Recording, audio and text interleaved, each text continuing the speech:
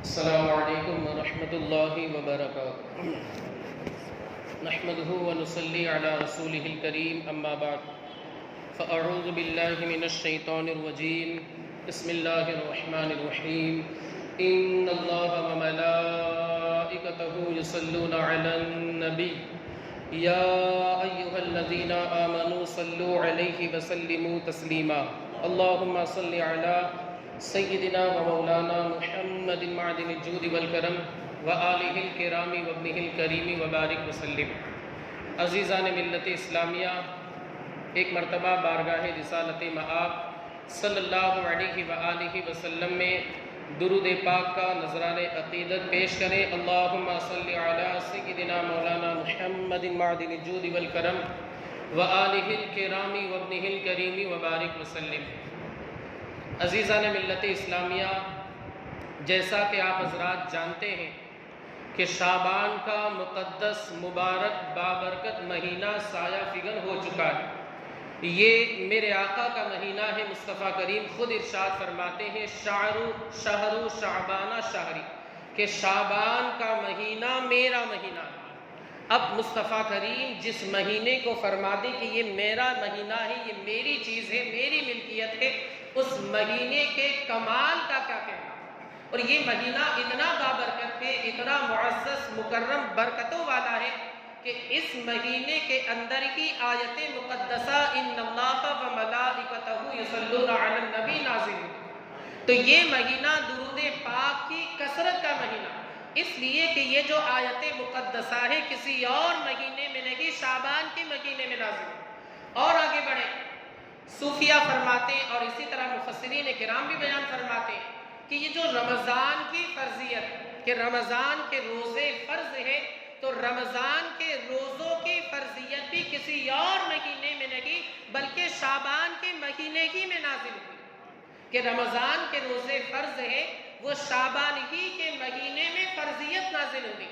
और इस महीने का चाँद देखना आपने सुना होगा, पढ़ा होगा, उलमा के समाअत किया होगा कि इस महीने का चाँद देखना वाजिबे किफ़ाया है।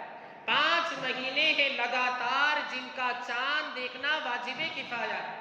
शाबान का चाँद इसलिए कि रमज़ान के रोज़ों की गिनती का पता चले, रमज़ान के रोज़े रखते हैं, रमज़ान का चाँद देखना वाजिबे किफ़ाया है इसलिए कि रमज़ान के रोज़े रखने।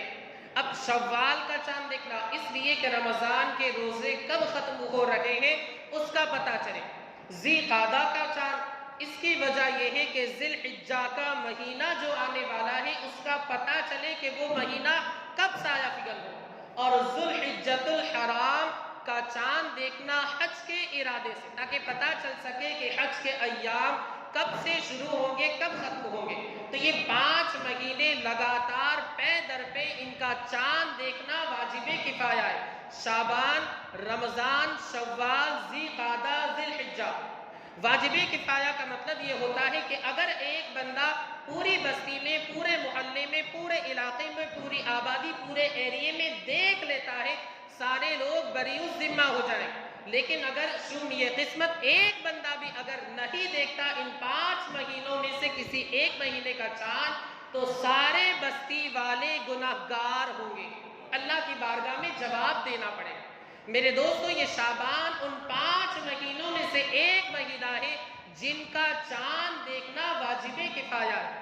और इसको शाबान क्यों कहा जाता है? मेरे आका मुस्तफ़ा करीम खुद फरमाते हैं कि शाबुन से बना है, जिसका मतलब होता है शाख, अंग्रेजी में जिसे ब्रांच कहा जाता है। तो इसे शाबान इसलिए कहा जाता है कि रब्बे काबा इस महीने में जो बंदा नेकी करता है, रोज़े रखता है, नमाज़ें पढ़ता है, तिलावत करता है, इबादत करता है, रियासत करता है, बंदगी करता है, रब्बे काबा उसके सवाब को बढ़ा दिया करता है। जिस तरह से दरख्त की शाखें, दरख्त की ब्रांचेस बढ़ती रहती है, उनमें इजाफा होता रहता है, इसी तरह इस बंदे के सवाब के अंदर इजाफा होता चला जाता है, बढ़ोतरी होती चली जाती है, यहाँ तक कि रब्बे काबा उस बंदे को जन्नत में दाखिल फरमा देता है।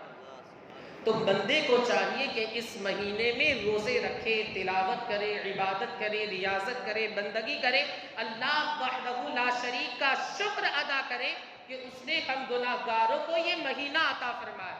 और जानते हैं इस महीने में रोजे की क्या फजीलत। मेरे आका मुस्तफ़ा करीम कसरत से इस महीने में रोजा रखा करते। हजरत आयशा फरमाती है मुस्तफ़ा करीम जितनी कसरत के साथ इस महीने में रोजे रखते थे उतनी कसरत के साथ और उतने ज्यादा रोजे रमजान के अलावा दूसरे महीने में नहीं रखते थे। हजरत उसामा बिन ज़ैद अल्लाह के रसूल की बारगाह में मुअद्दब तरीके से अर्ज करते या हबीबी या रसूल अल्लाह अलैका सलातु व तस्लीम, क्या बात है कि आप शाबान में जितनी कसरत से रोजे रखते, जितने ज्यादा रोजे रखते हैं रमजान के अलावा आप उतने ज्यादा रोजे उतनी कसरत से रोजे दूसरे महीने में नहीं रखते। मेरे आका फरमाते मुस्तफ़ा करीम रऊफ रहीम जनाब मुहम्मदुर रसूलुल्लाह सल्लल्लाहु अलैहि वसल्लम इरशाद फरमाते हैं, ए उसामा रमजान और रजब के दरमियान ये एक ऐसा बाबरकत महीना है, लोग इसकी फजलत, लोग इसकी फजीलत से, लोग इसके कमाल से गाफिल है, लोग इसके कमाल और फजीलत को नहीं जानते। शाबान का महीना ऐसा महीना है कि जिस महीने के अंदर अल्लाह की बारगाह में बंदे के अमाल पेश किए जाते हैं, बंदे का अमल शाबान के महीने में पेश किया जाता है। ए उसामा मैं ये चाहता हूँ मेरा अमल अल्लाह की बारगाह में इस हाल में पेश किया जाए कि मैं रोजादार रहूं। आप जरा सोचो तो सही, अल्लाह के रसूल सल्लल्लाहु अलैहि वसल्लम मासूम है, गुनाह का सुदूर आप सल्लल्लाहु अलैहि वसल्लम से मुहाल इम्पॉसिबल, बल्कि सैयदुल मासूमीन मासूमों के सरदार, बल्कि आपकी शान तो ये है, अजमत और रिफअत तो ये है कि कल क़यामत के दिन जन्नत का दरवाजा अगर कोई खोलेगा तो कोई और नहीं आमिना का लाल खोलेगा।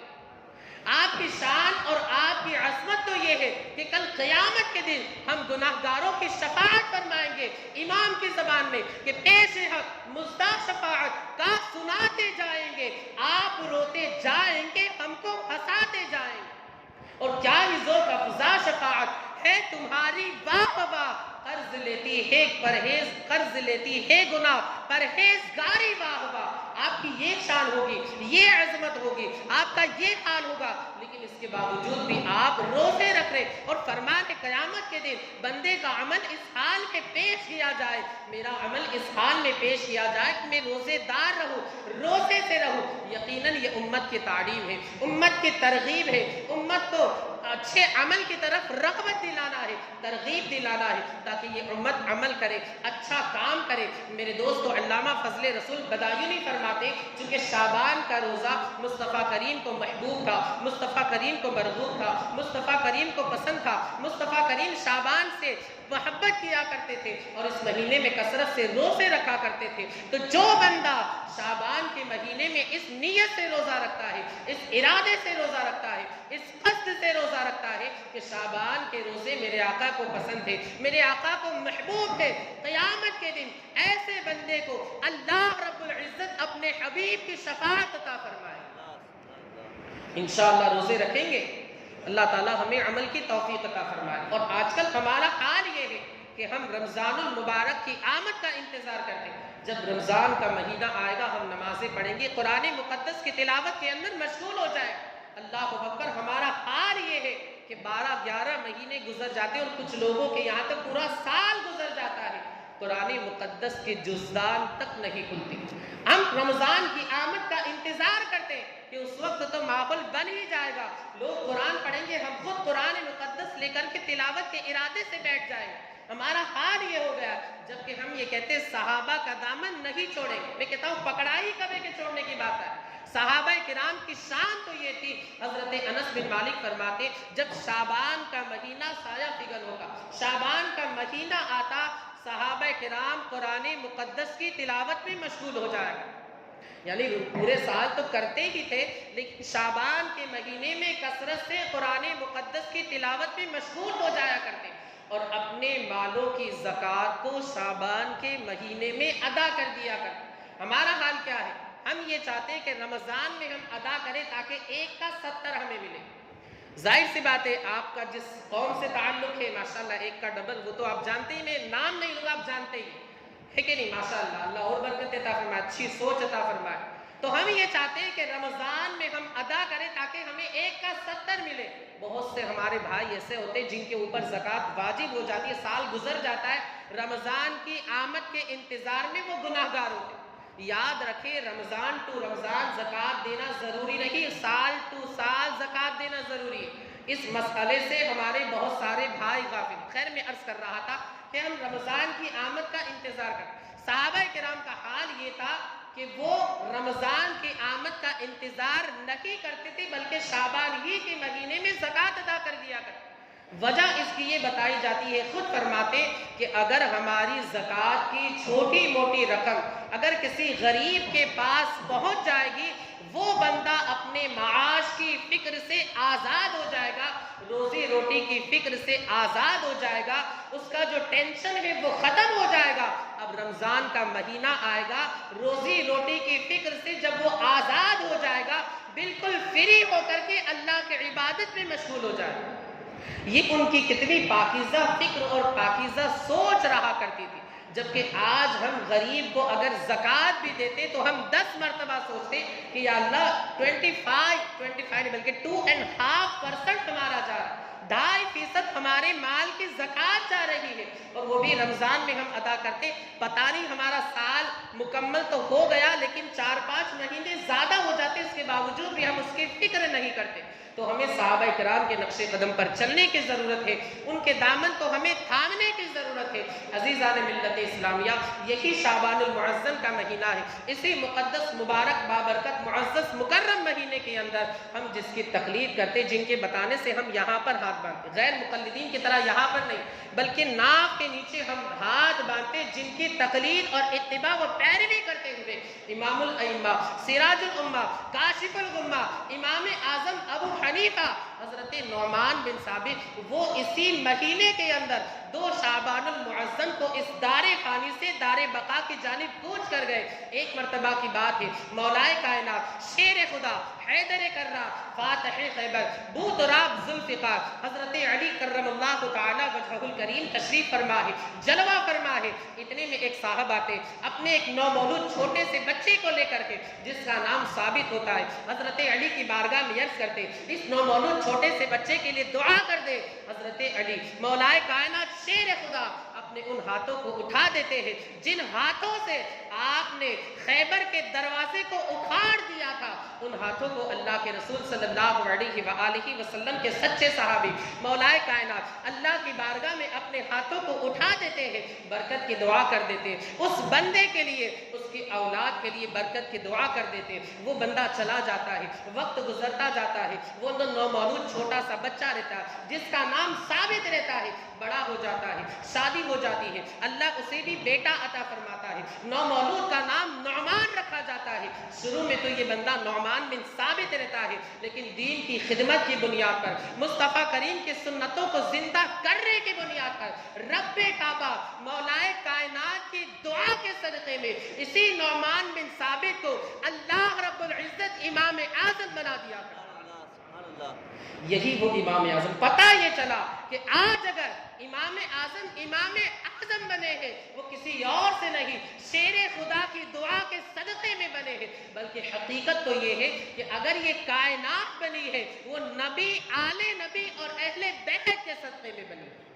तो मेरे दोस्तों, ये इमाम आज़म के फ़ज़ाइल और मनाक़िब के मौलाए कायनात की दुआ की बदौलत अल्लाह ने उन्हें इमाम आज़म बना दिया। अरे जिस ज़ात के ताल्लुक़ से मुस्तफ़ा करीम पेशीन गोई फरमाए, एक मरतबा की बात है, रूहुल अमीन सिदरा के मकीन हज़रत सैयदना जिब्रील अमीन अलैहिस्सलातु व तस्लीम बारगाह मुस्तफ़ा में आते, बारगाह रिसालत में हाजिर होते, अर्ज़ करते, या हबीबी या रसूल अल्लाह अलैहिस्सलातु व तस्लीम, अल्लाह रब्बुल इज़्ज़त ने हज़रत सैयदना लुक़मान अला नबीना अलैहिस्सलातु व तस्लीम को हिकमत का वो खजाना अता फरमाया था कि अगर आप एक हिकमत लोगों के सामने बयान करते, दुनिया की सारी हिकमतें उनकी एक हिकमत के सामने कमतर नजर आती, बिल्कुल छोटी हिकमत नजर आती, बिल्कुल हेच नजर आती। आक़ा करीम सल्लल्लाहु अलैहि वसल्लम ने हज़रत सैयदना जिब्रील अमीन की गुफ्तगू को सुना, दिल में ख्याल आया, दिल में एक सोच आई कि काश मेरी उम्मत में भी अल्लाह रब्बुल इज़्ज़त एक ऐसा बंदा पैदा फरमा दे जो हिकमत के खजानों का जानने वाला हो,